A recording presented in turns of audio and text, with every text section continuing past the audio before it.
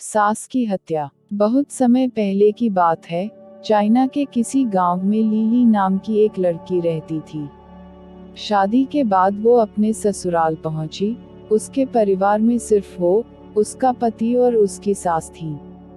कुछ दिनों तक सब ठीक चला, पर महीना बीतते बीतते लीली और उसकी सास में खटपट होने लगी। दिन बीतते गए, महीने बीतते गए, पर सास बहू के संबंध सुधरने की बजाय और भी बिगड़ गए। और एक दिन जब नौबत मारपीट तक पहुंचा गई तो लीली गुस्से में अपने मायके चली गई। उसने निश्चय किया कि वो किसी भी तरह अपनी सास से बदला लेकर रहेगी, और इसी विचार के साथ वो गांव के एक वैद्य के पास पहुंची। वैद्य जी, मैं अपनी सास से बहुत परेशान हूँ। मेरा किया कुछ भी उसे अच्छा नहीं लगता। हर काम में कमी निकालना और ताने मारना उसका स्वभाव है। मुझे किसी भी तरह उससे छुटकारा दिला दीजिए बस। लीली ने क्रोध में अपनी बात कही। वैद्य बोले, बेटी, चूंकि तुम्हारे पिताजी मेरे अच्छे मित्र हैं, इसलिए मैं तुम्हारी मदद जरूर करूंगा, पर तुम्हें एक बात का ध्यान रखना होगा। मैं जैसा कहूँ ठीक वैसा ही करना, वरना मुसीबत में फंस जाओगी।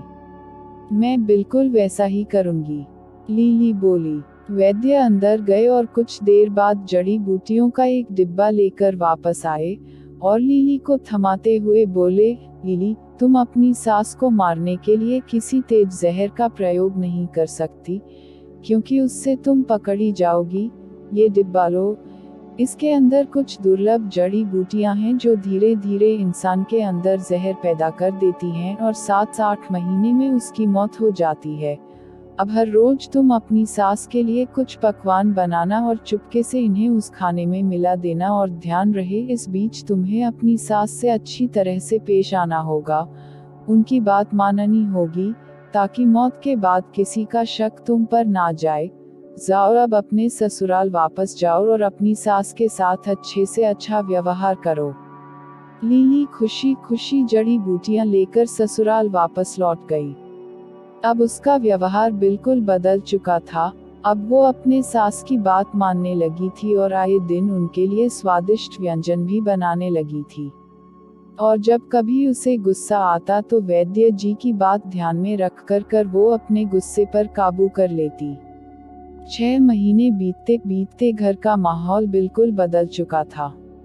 जो सास पहले बहू की बुराई करते नहीं थकती थी, वही अब घर घर घूमकर लीली की तारीफ करते नहीं थकती थी।